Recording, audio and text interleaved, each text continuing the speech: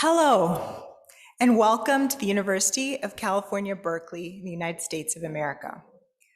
Berkeley sits on the territory of the Huichin, the ancestral and unceded land of the Chochenyo Ohlone, the successors of the historic and sovereign Verona Band of Alameda County, who are the native peoples of this land. We open with a land acknowledgement for this Conference in European Studies on European Trans-Oceanic Connections, as many such connections were rooted in colonialism. And our goal is to critically engage as scholars with many topics, including with colonialism, by acknowledging how we benefit today. My name is Akasemi Newsome, and I'm the Associate Director of the Institute of European Studies at UC Berkeley. And I'm delighted to open our hybrid second ETEE conference on Europe's interactions with world regions titled The Global History and Global Governance of Europe's Trans-Oceanic Encounters. We open with a public hybrid keynote lecture by UC Berkeley Professor of Law, Seth Davis, titled Trust in the Empire's Law.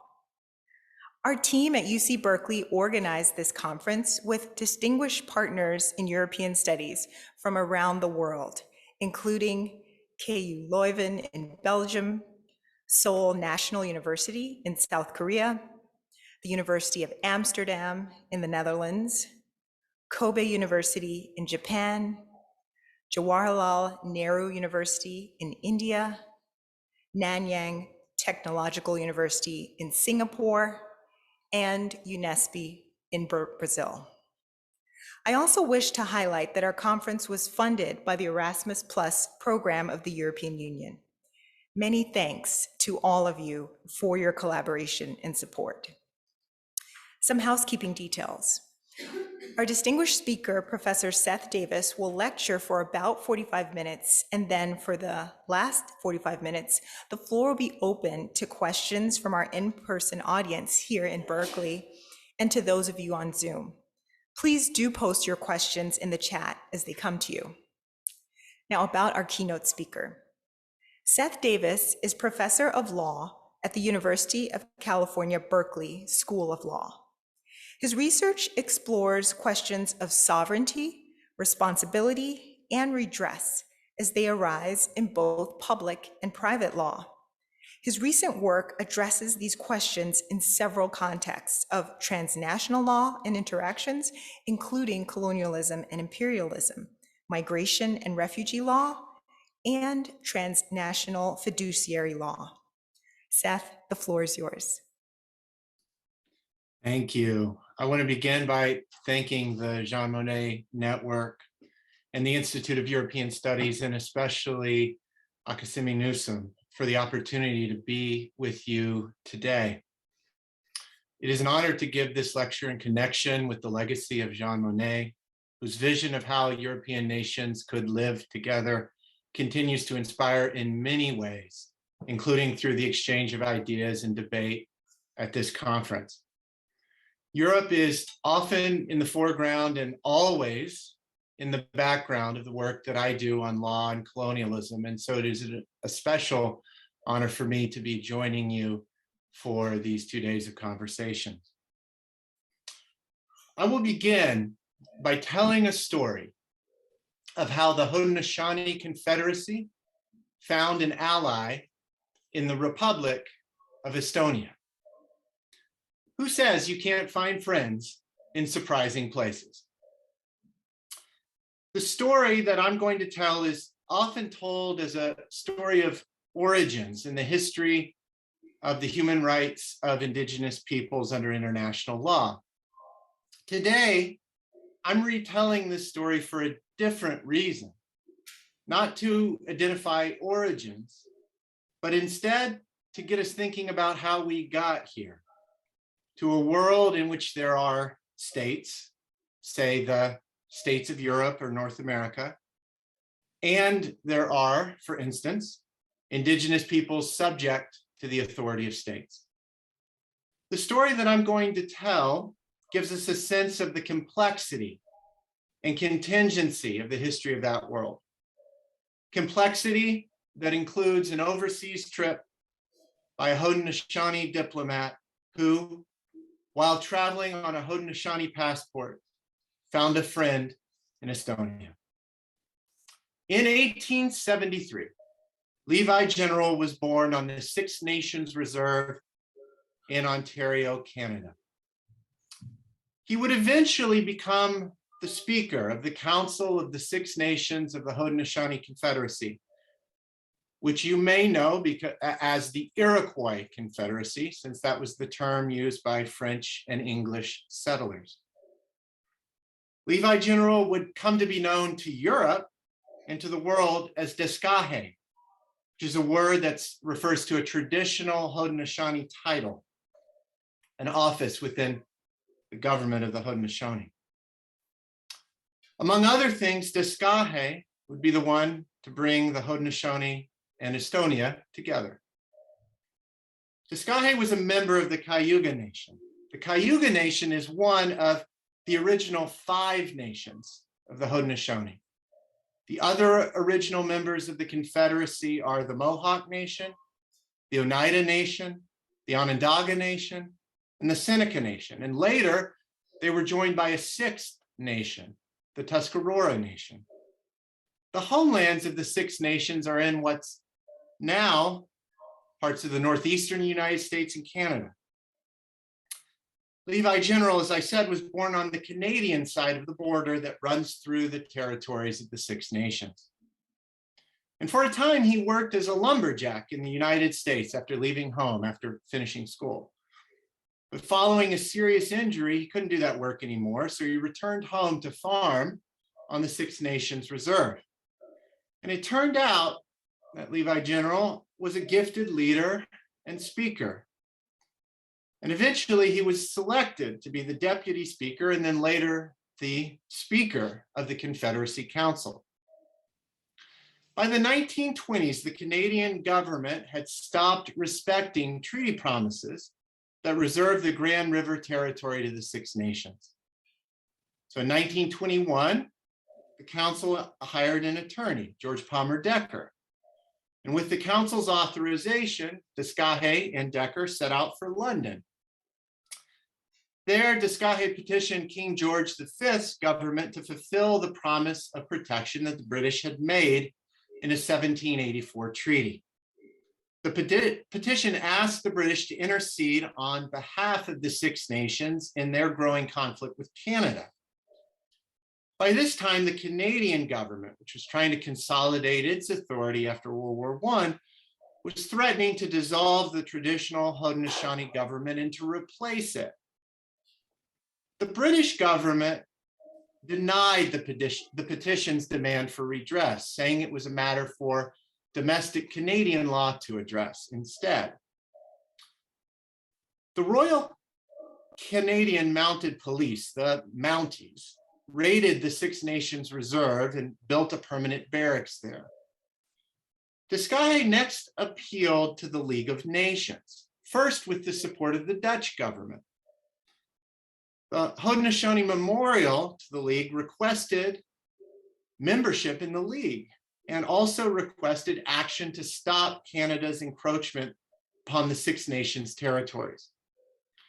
In appealing to the League, Deskahe challenged the idea that the Haudenosaunee Confederacy was a subject of the Canadian government, challenged the idea that the Confederacy was a so-called ward of a colonial guardian.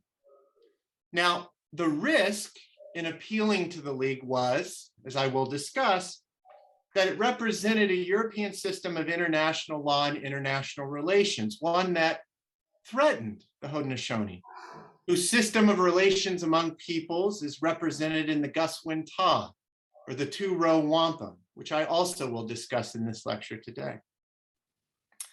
The League did not act, and the Dutch withdrew their support under British pressure. But Deskahe pressed onward anyway, and eventually found support from Estonia, Ireland, Panama, Persia, and Japan. So we're here to talk about Trans-Oceanic Exchanges, and this is certainly one. In September 1924, 4 of these supporters, the Estonian, Irish, Panamanian, and Persian representatives, requested that the Assembly address the Haudenosaunee appeal and also that the matter be sent for review to the Permanent Court of International Justice. Now, neither the Assembly nor the court took up the matter. The British leaned on the League to let the matter drop. And as it denied recognition of the Haudenosaunee, the League, at least implicitly, supported Canada's efforts to consolidate its authority as a nation state after the World War. Canada moved to end the Six Nations independence, among other things, stealing sacred wampum belts from the Confederacy. Now, wampum belts, which I'll talk more about, are made from shell beads and may be used to record history, including the records of treaty agreements between peoples. There's a lot to be said about this story that ends with the theft of history, that is, with the theft of sacred wampum. Why, for instance, did the Dutch and then later Estonia, Ireland, Panama, Persia, and Japan support the Haudenosaunee? Estonia's involvement is particularly interesting. It was only a handful of years earlier, in 1918, that Estonia had declared independence from Russia and Germany. From 1918 to 1920, it fought and won a war of independence, and it joined the League of Nations in 1921. In 1925, only a few years after the Six Nations failed petition to the League of Nations, Estonia would enact its cultural autonomy law, a path-breaking measure that some European activists at the time took as a model for the rights of cultural minorities, particularly in the field of education. 1925 was also the year in which Desgaje gave his last public address over radio, in which he labeled the Canadian government's policy of quote unquote Indian advancement nothing less than tyranny. Desgaje died in June of that year in the United States, having been blocked by the Canadian government from returning home. In the years that followed, Estonia, for its part, would have yet another struggle for independence ahead of it, one culminating in the Singing Revolution that began in 1988. And it would eventually become a member of a union, a European Union, that is. For its part, the Haudenosaunee Confederacy has continued its international diplomacy in the decades since it petitioned the League of Nations for admission. In 1977, for instance, a delegation addressed the United Nations, traveling with Haudenosaunee passports, just as Desgaje had done when he traveled to petition the British government in London and then traveled to petition the League of Nations. Today, lands reserved by that 1784 treaty that Desgaje cited continue to be the subject of ongoing land claims. Desgaje was neither the first nor the last diplomat from a native nation to cross the Atlantic Ocean.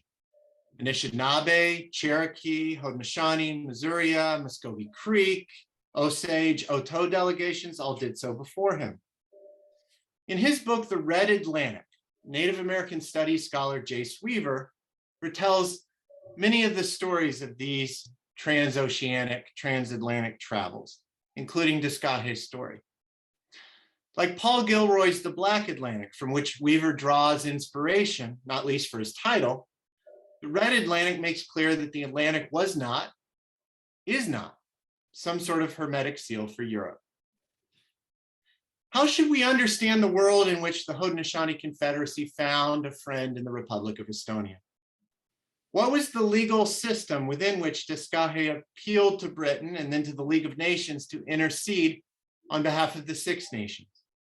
What was the basis for the Canadian and British government's insistence that the Haudenosaunee Confederacy was subject to Canadian authority and not an independent state?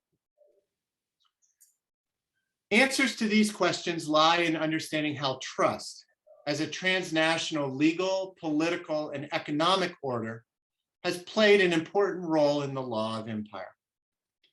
Trust in empire was a European and American system of colonialism and imperialism. Colonial and imperial powers justified their expansion and domination by assuming a trust responsibility, beginning with the origins of the law of nations, the colonial encounter between the Spanish and peoples in the Americas, the most well-known being the Mexica, often called the Aztecs. Colonized peoples contested and continue to contest trust in the empire's law, shaping the very transnational legal ordering that aims to control them. We can trace trust in empire through to the present day as one of the complex legacies of European legal, political, and economic dynamics across the Atlantic, Pacific, and Indian Oceans. As a transnational legal order, trust in empire involved not only public international law and private international law, but also the domestic laws of various European countries and settler states, including the US, Canada, Australia, and New Zealand. The idea of political trusteeship identified colonial and imperial powers as guardians and denied or limited the sovereignty of their so-called colonial wards. This idea, as Anthony Angie has argued, in no small measure shaped the modern doctrines of state sovereignty that are central to international law today.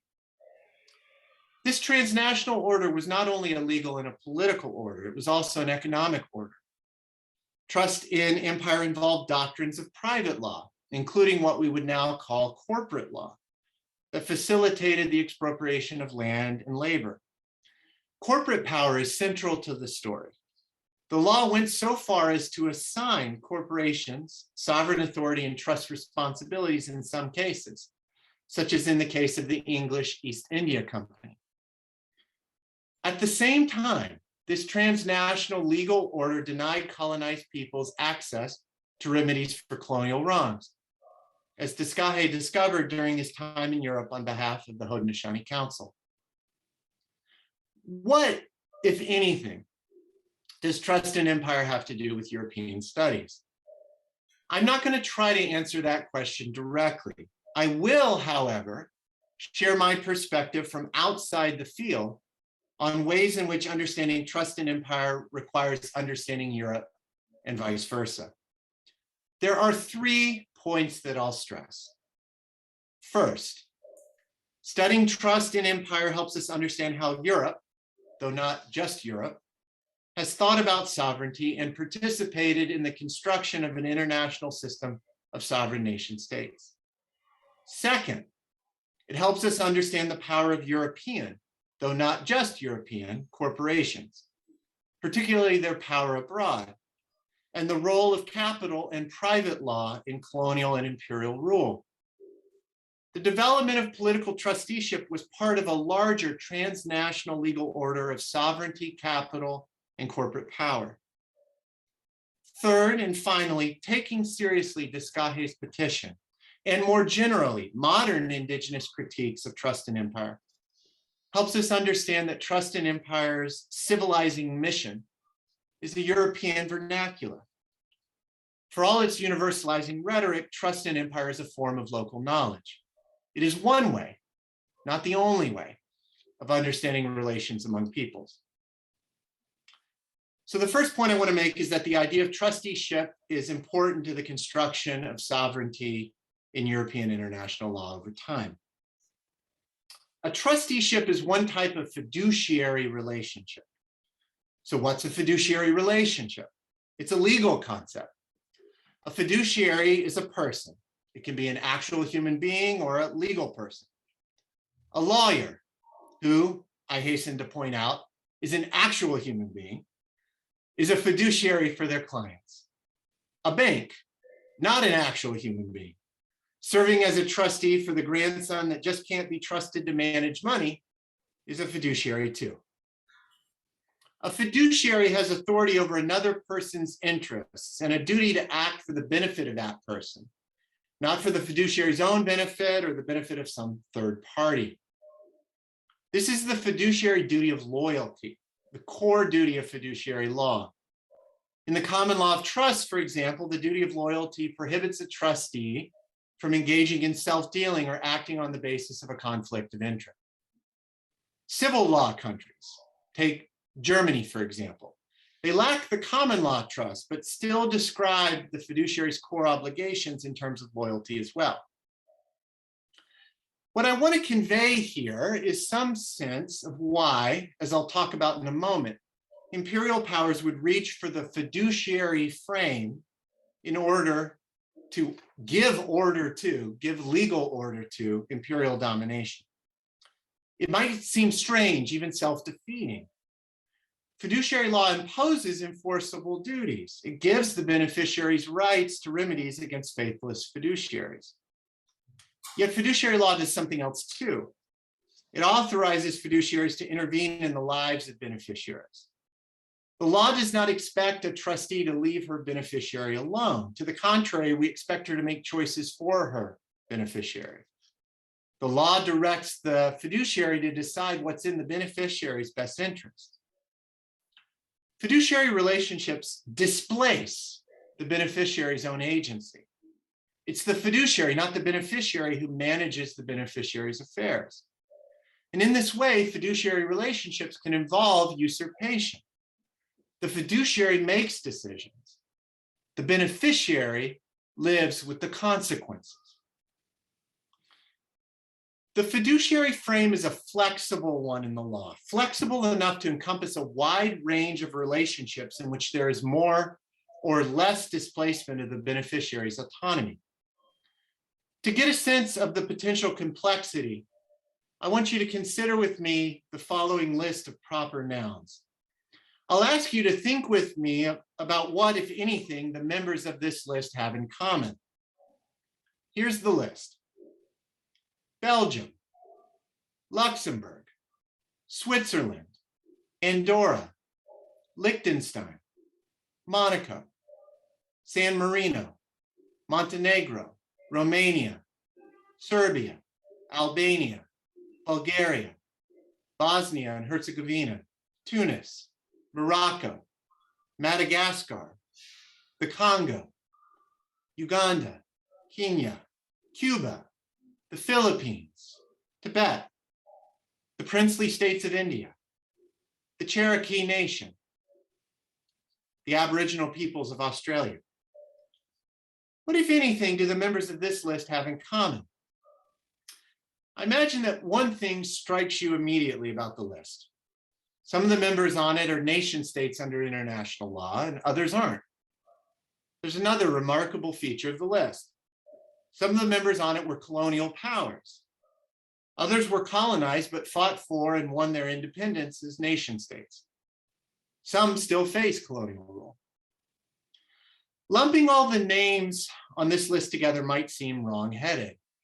Belgium and the Congo, for instance, are both on the list. But Belgium, after all, was a colonial power.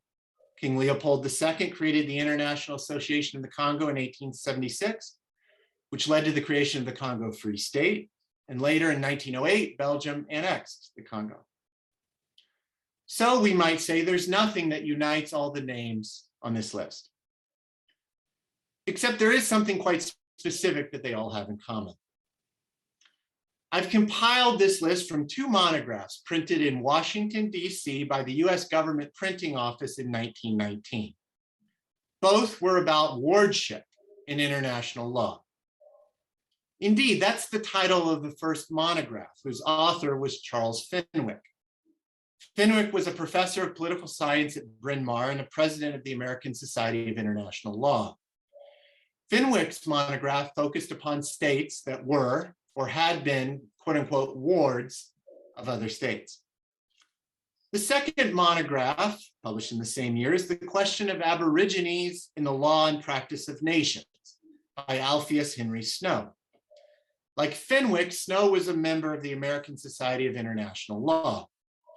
Snow's monograph concluded that Aboriginal tribes, the term that he used, are wards of whatever, quote unquote, civilized state colonizes their lands. Now, what's a wardship? A wardship is one type of fiduciary relationship. The guardian has a duty to make decisions for the benefit of their ward. Now, the wards on the list that I recited had differences under international law. And indeed, the legal construction of difference is at the heart of what I'm talking about today. Belgium and the Congo both appear in Fenwick's monograph, for instance. Why is Belgium there? It's there because of the pledge of its perpetual neutrality made in the 1839 Treaty of London. Now, the Congo appears as an example of guardianship by great powers following the Berlin Conference of 1884 to 1885. The European governments who met in Berlin asserted authority as imperial fiduciaries in Africa. They insisted, in other words, upon trust and empire. There are quite a few references to the Berlin Conference in the monographs that I pulled that list from. As I said, those monographs were published in the same year, 1919. Now, 1919 was an important year in the history of international law and in the history of the idea that imperial powers were guardians for colonial wards. In that year, the Covenant of the League of Nations entered into force. Article 22 of the Covenant created the mandate system, which promised that so-called, quote unquote, advanced nations would hold a, quote, sacred trust of civilization for peoples not yet able to stand by themselves under the strenuous conditions of the modern world, end quote.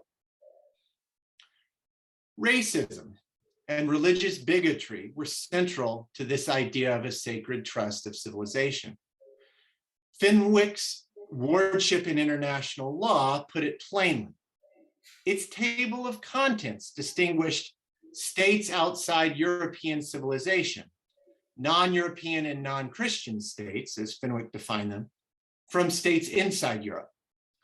Some European states might be wards in one sense of the term as Fenwick used it, but they would not be wards of a colonial guardian.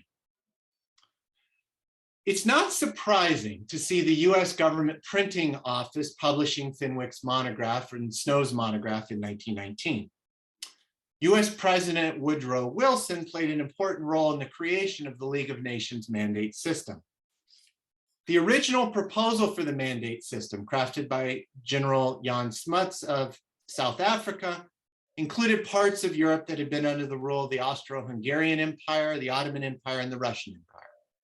Wilson's counterproposal, which carried the day, applied the mandate system of trusteeship to peoples outside Europe, peoples in Africa, the Middle East, and the Pacific. So-called Class A territories were formerly controlled by the Ottoman Empire. Class B and C territories were former German colonies in Africa and Oceania. Wilson claimed that this system would protect, quote unquote, helpless peoples from exploitation and support them on the path to self-determination. Those, in theory anyway, were the terms of the mandate.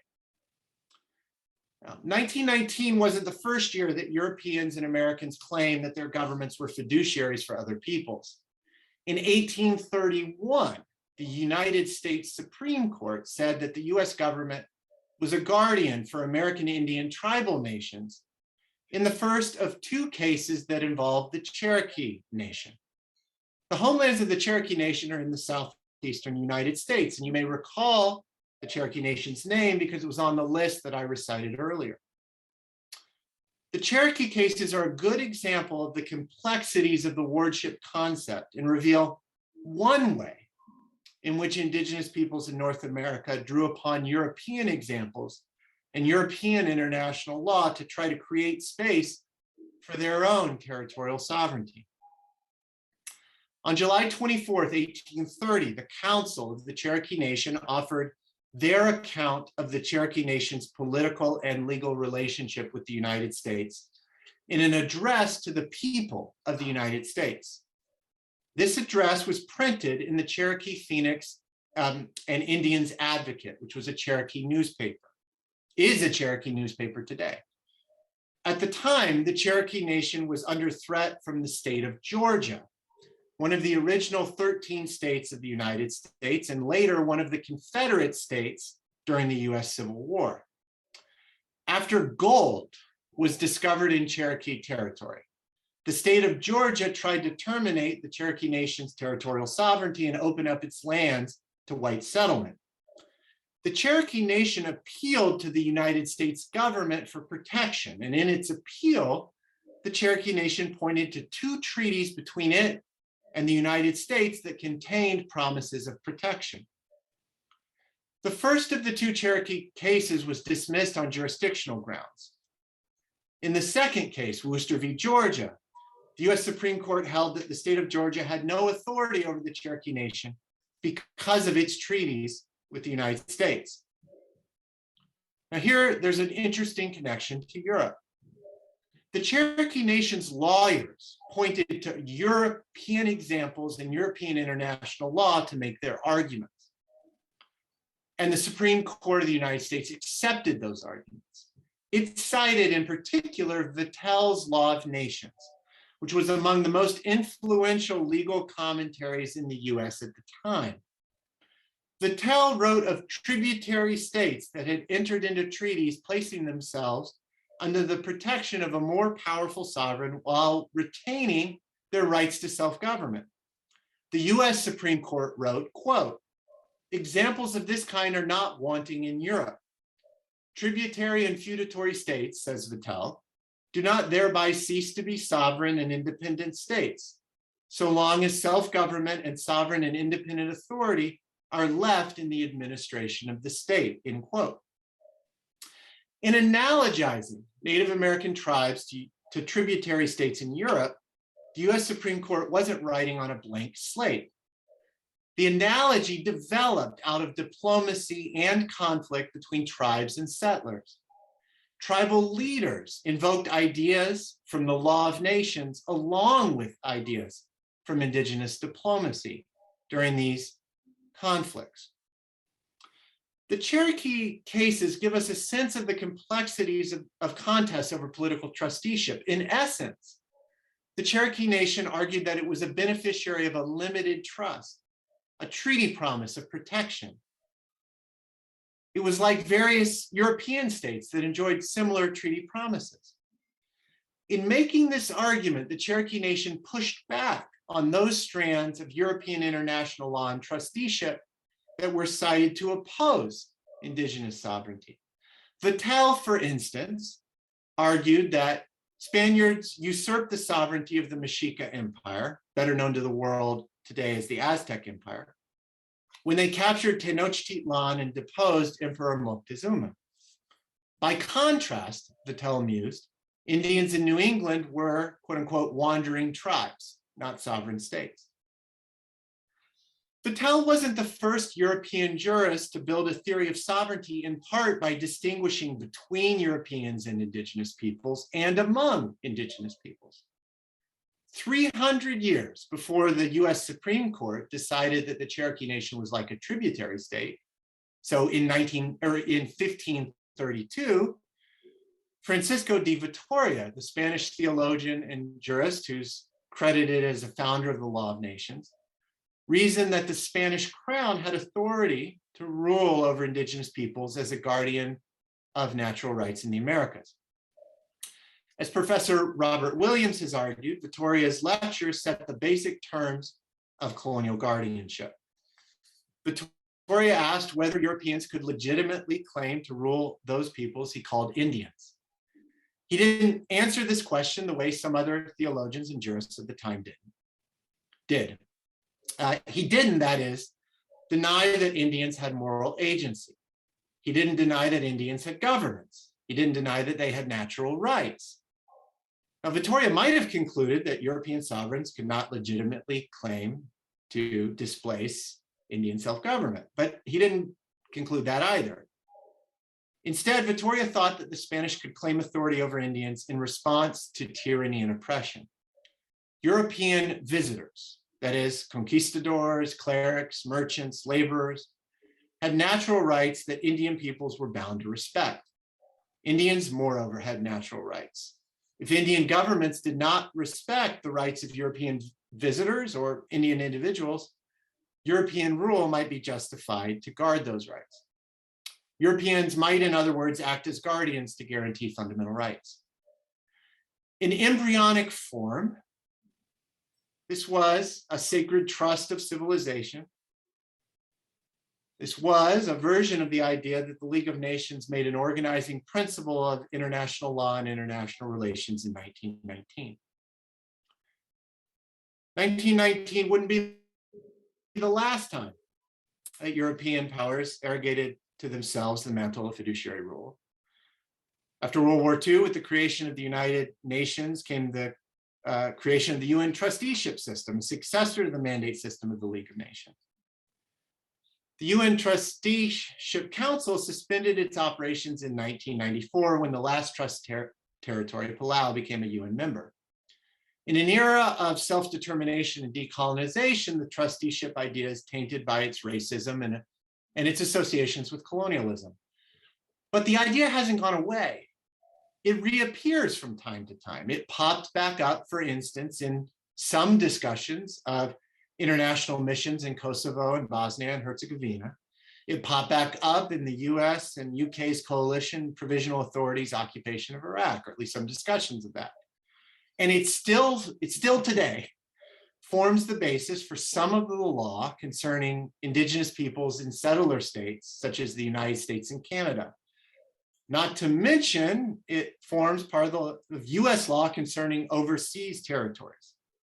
Now, within my discipline, law, the idea of political trusteeship has found new life in the last decade, with scholars making various arguments, including arguments that the UN Security Council is a global trustee, arguments that political trusteeship forms the conceptual foundation for, among other things, international human rights law.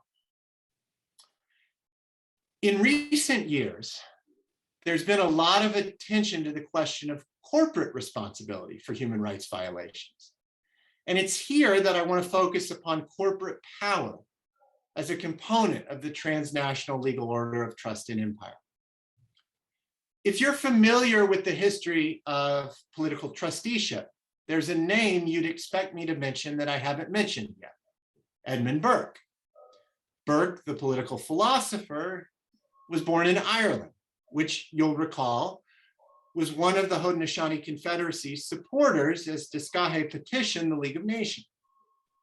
Burke is remembered for, among other things, his denunciations of the East India Company and his statement of the principle of political trusteeship. As he put it, quote, "All political power ought to be some way or the other exercised ultimately for the benefit of the governed."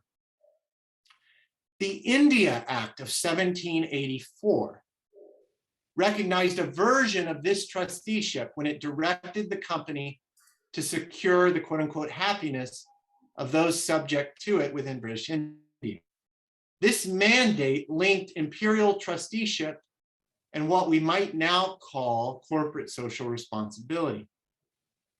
Under English law, the East India Company wielded and abused governmental authority. This was made plain at the end of the 18th century by a decision of the English Court of Chancery. I'm going to tell the story of that decision to illustrate my point about corporate power and capital in empire's trust. In 1793, the English Court of Chancery dismissed a bill for an accounting in a case brought by Muhammad Ali Khan Walaji, the Nawab of the Carnatic, whose authority in southeastern India was based upon recognition by the Mughal emperor. The defendant in the lawsuit was the English East India Company. In particular, the lawsuit asked for an accounting of rents and profits from the company, which had possessed part of the Nawab's territory as security for a loan. The Nawab and the company had become allies and signed treaties under which the company provided him military support. The Nawab became so deeply indebted to both the company and to individual company agents. Some of his most well-known creditors were members of the English Parliament.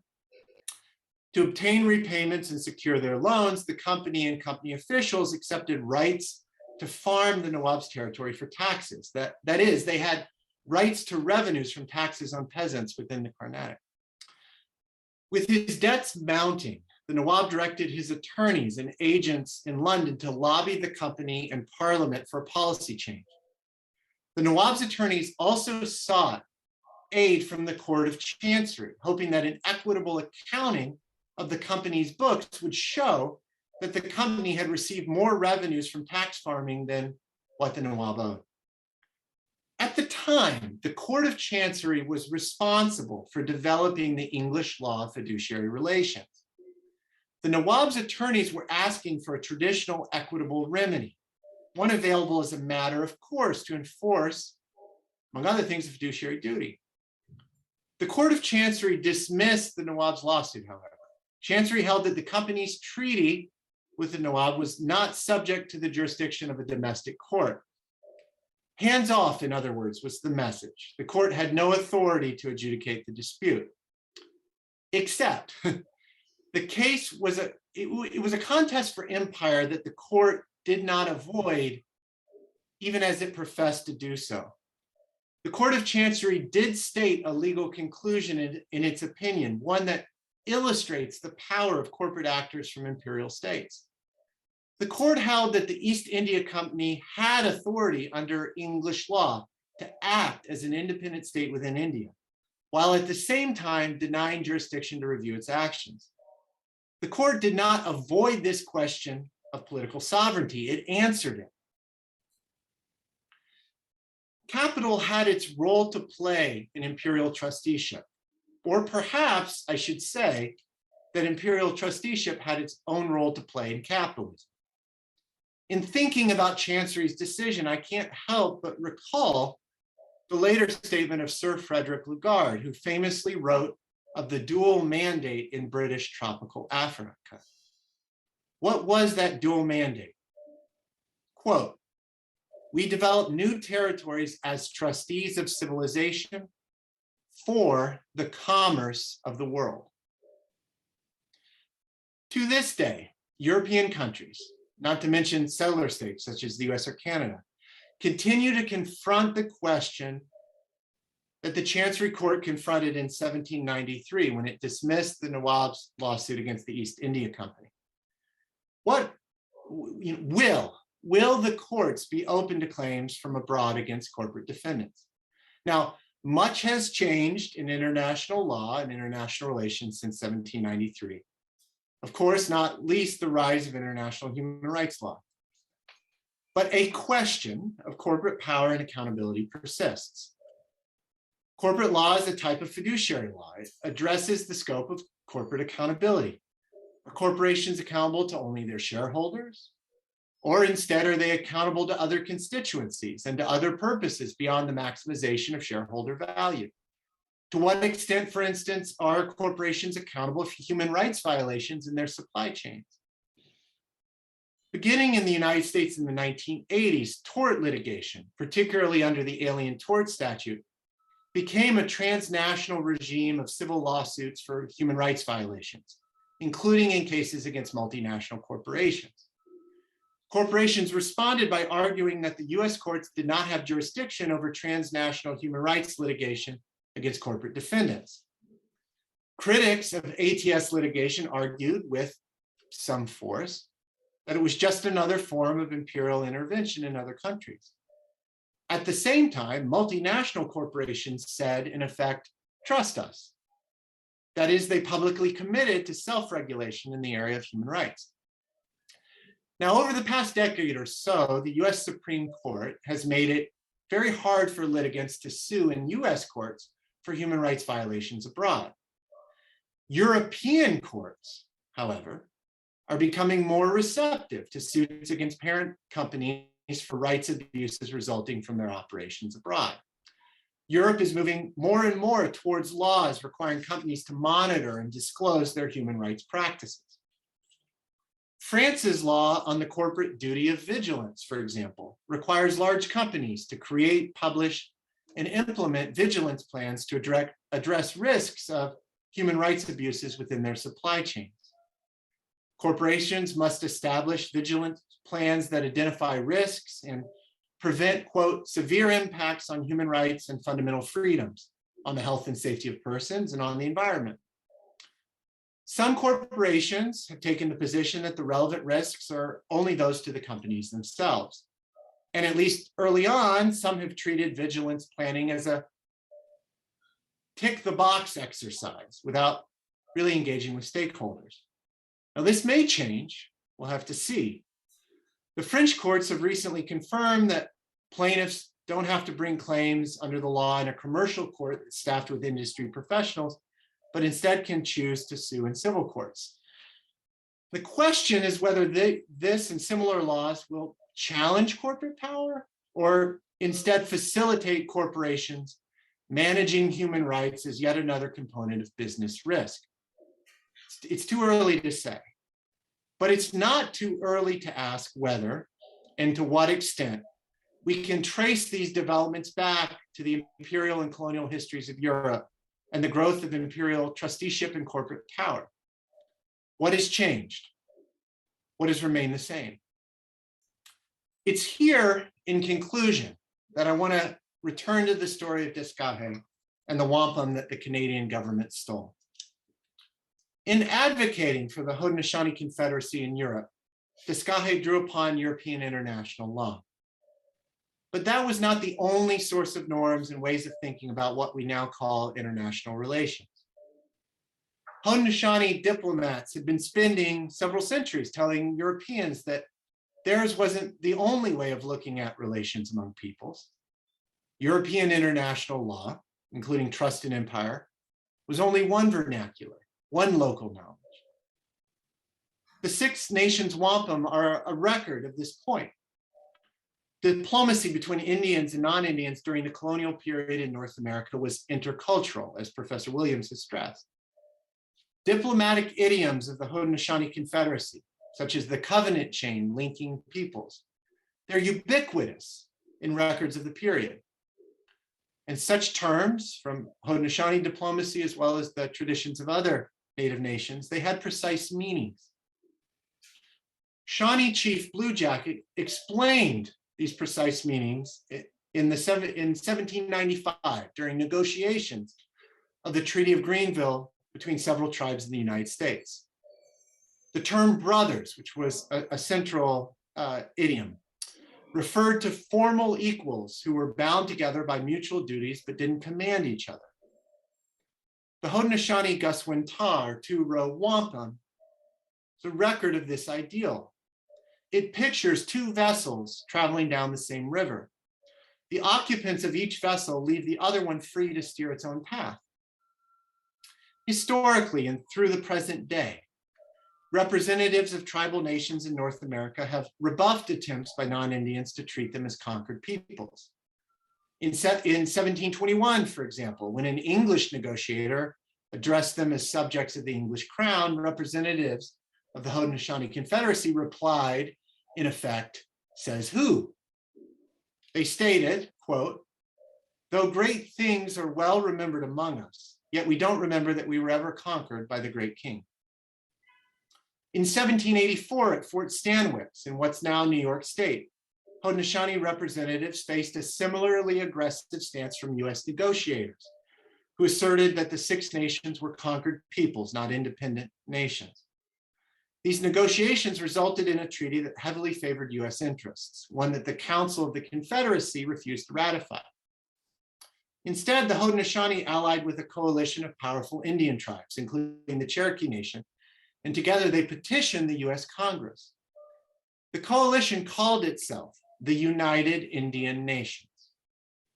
Addressing Congress as brothers, the United Indian Nations criticized the US for its position during the Fort Stanwix negotiations and requested a new treaty. Looking beyond the US's borders, the United Indian Nations hoped that its approach would, quote, appear just and reasonable in the eyes of the world. The US Congress responded by recommitting the United States to its practice of negotiation and to its practice of paying for Indian lands. It wasn't until the late 19th century, at roughly the same time as the Berlin Conference, that the US government ended treaty making with Indian tribes.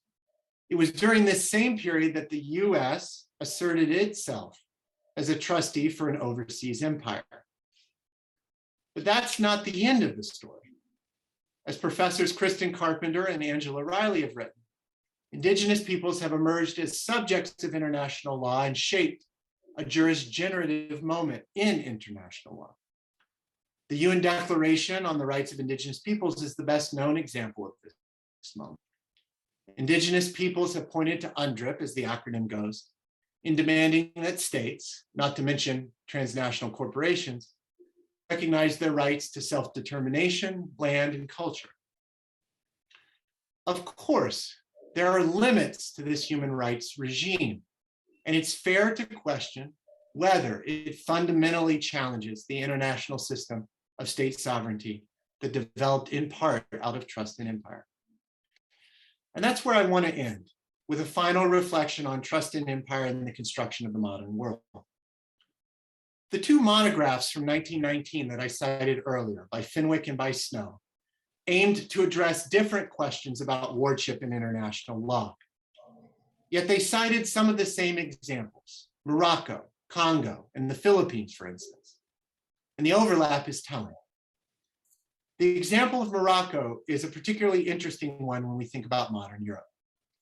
As Michel Pace and Roberto Rocco have recently and provocatively put it, quote, "Colonialism has been silently inscribed in the genes of the European integration project since its origin.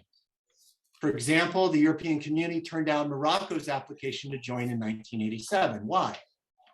The former protectorate was not a quote unquote European country. But as Pace and Rocco note, the French departments in Algeria were, prior to Algerian independence, part of the EC.